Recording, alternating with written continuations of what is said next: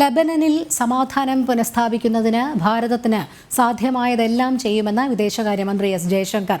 ഇസ്രായേലും ഇറാനുമായി ഇക്കാര്യം തുടർച്ചയായി ചർച്ച ചെയ്യേണ്ടതുണ്ട്. റോമിൽ നടന്ന മെഡിറ്ററേനിയൻ ഡയലോഗ് കൗൺസിൽ കോൺഫറൻസിൽ സംസാരിക്കുകയായിരുന്നു S Jaishankar. India unequivocally condemns terrorism and hostage-taking. It also regards large-scale civilian casualties in military operations to be unacceptable. International humanitarian law cannot be disregarded. In immediate terms, we should all support a ceasefire. India has also extended relief directly and through UNRWA. In the longer term, it is imperative that the future of the Palestinian people be addressed.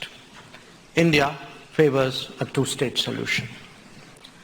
Our concerns have also been increasing on the widening of the conflict. We have been in regular touch with both Israel and Iran at the highest levels.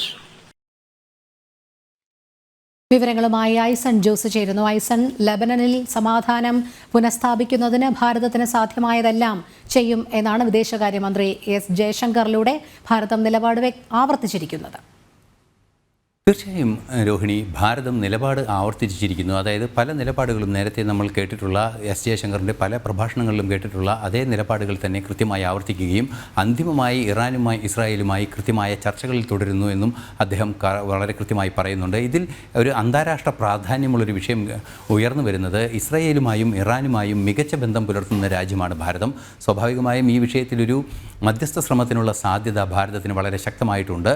അത് അത്തരത്തിലുള്ള ചില അന്താരാഷ്ട്ര താല്പര്യങ്ങളുമുണ്ട്. സ്വാഭാവികമായും Mediterranean മേഖലയിലുള്ള അല്ലെങ്കിൽ ഗൾഫിലൊക്കെയുള്ള തങ്ങളുടെ രണ്ട് രാജ്യങ്ങളുടെയും ഗൾഫ് രാജ്യങ്ങളുടെയും ഭാരതത്തിൻ്റെയും ബിസിനസ് താല്പര്യങ്ങൾ സംരക്ഷിക്കുന്നതും അതുപോലെ ട്രേഡ് താല്പര്യങ്ങൾ സംരക്ഷിക്കുന്നതും ഉൾപ്പെടെയുള്ള വിവിധങ്ങളായ വശങ്ങളുണ്ട്. എങ്കിൽ കൂടി ഇരട്ട രാജ്യങ്ങൾ എന്ന് പറയുന്ന ആ ആശയത്തെ, അതായത് പാലസ്തീനും ഇസ്രായേലും എന്ന രണ്ട് ഇരട്ട രാജ്യങ്ങൾ എന്ന ആശയത്തെ പിന്തുണയ്ക്കുന്ന രാജ്യം ഭാരതം പിന്തുണയ്ക്കുന്നു. ആ പിന്തുണയ്ക്കുന്നിടത്തോളം കാലം സമാധാനം പുനഃസ്ഥാപിക്കുന്നതിനുള്ള നീക്കങ്ങൾക്ക് കൃത്യമായ മുന്നൊരുക്കങ്ങളും അതുപോലെ തന്നെ നടപടികളും ഭാരതം സ്വീകരിക്കുമെന്നും പറയുന്നു.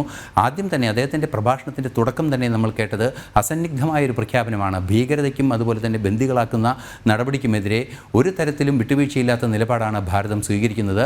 മാത്രമല്ല, ഈ പ്രശ്നങ്ങൾ ചർച്ച ചെയ്യുന്നതിന് രണ്ട് രാജ്യങ്ങൾക്കും സ്വീകാര്യമായ ഒരു രാജ്യമെന്ന നിലയിൽ അവരുടെ പ്രശ്നങ്ങൾ കൈകാര്യം ചെയ്യുന്നതിനും ആശയവിനിമയം കുറെ കൂടി കാര്യക്ഷമമായി സാധ്യമാക്കുന്നതിനുമുള്ള നടപടികൾ സ്വീകരിക്കുമെന്ന് അദ്ദേഹം പറയുന്നുണ്ട്. നിലവിലെ സാഹചര്യത്തിൽ അല്പസമയം മുമ്പ് വരെ, അതായത് ഇന്നലെയും ഇന്നുമായി വന്ന ഏറെ ഗൗരവമേറിയ വാർത്തകളിൽ ഏറെ പ്രാധാന്യമുള്ളൊരു വാർത്തയായിരുന്നു ഇസ്രയേലും ലബനനിലെ ഹിസ്ബുള്ളയുമായുള്ള സമാധാന ചർച്ചകളുടെ വിഷയം, വെടിനിർത്തൽ ചർച്ചകളുടെ വിഷയം. ഇന്ന് 60 ദിവസത്തെ വെടിനിർത്തൽ യാഥാർത്ഥ്യമാകും യുദ്ധ ക്യാബിനറ്റ് കൂടുന്നതോടെ എന്നാണ് ഇപ്പോൾ ഏറ്റവും പുതിയ വാർത്തയായി പുറത്തു വരുന്നൊരു വിഷയം. ആ ഒരു സാഹചര്യത്തിൽ ഇതിനെ പരിശോധിക്കുമ്പോൾ ഇറാനുമായി മികച്ച ബന്ധം പുലർത്തുന്ന ഒരു ഭാരതം സ്വാഭാവികമായും ഇറാനുമായി മികച്ച ബന്ധം പുലർത്തുമ്പോൾ തന്നെ അത് ഒരു അഡ്വക്കസിയിലേക്ക് അല്ലെങ്കിൽ ഒരു മധ്യസ്ഥ ചർച്ചയിലേക്കൊക്കെ നീങ്ങുന്നതിനുള്ള സാധ്യത തുറന്നു കിട്ടും. ഇറാൻ്റെ നിലപാട്, ഹിസ്ബുള്ളയെ തുടർന്നും ഇത്തരത്തിലുള്ള ആക്രമണങ്ങൾക്ക് പ്രേരിപ്പിക്കുന്ന ഇറാൻ്റെ നിലപാട് ഒഴിവാക്കി ഈ 60 ദിവസത്തിന് ശേഷവും ശാശ്വത സമാധാനം ലബനനിൽ സാധ്യമാക്കുന്നതിനെ ഭാരതത്തിൻ്റെ മാധ്യസ്ഥമോ അല്ലെങ്കിൽ ഏത് രീതിയിലാണോ ഇടപെടൽ വേണ്ടത് അക്കാര്യത്തിൽ നിശ്ചയദാർഢ്യത്തോടെയുള്ള ഇടപെടൽ ഉണ്ടാകുമെന്ന് തന്നെയാണ് അദ്ദേഹം മെഡിറ്ററേനിയൻ കൗൺസിലിൽ വളരെ കൃത്യമായി വ്യക്തമാക്കിയിരിക്കുന്നത്. തീർച്ചയായും ഏറെ പ്രതീക്ഷ നൽകുന്നൊരു കാര്യമാണ്. നേരത്തെ നമ്മൾ വാർത്ത ചർച്ച ചെയ്യുമ്പോൾ, ഈ വാർത്തകളെല്ലാം തന്നെ ചർച്ച ചെയ്യുമ്പോൾ ആശങ്കയുണ്ടായിരുന്നത് ഇറാൻ്റെ നിലപാട് സംബന്ധിച്ചാണ്.